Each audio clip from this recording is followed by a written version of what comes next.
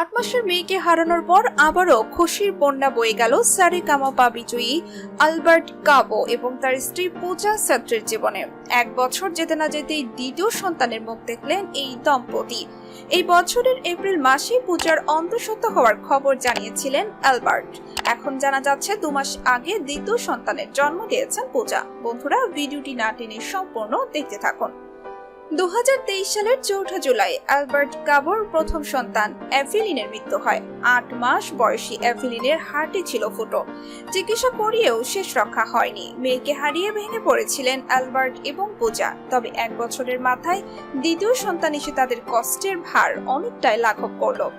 এবার ছেলে নাকি মেয়ে হলো তাদের।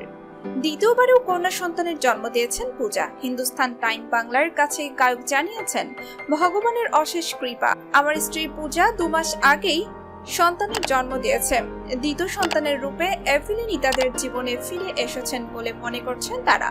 স্বাভাবিকভাবে তারা খুবই খুশি। সদ্যজাত কন্যার জন্য সকলের কাছে আশীর্বাদ চাইছেন তারা।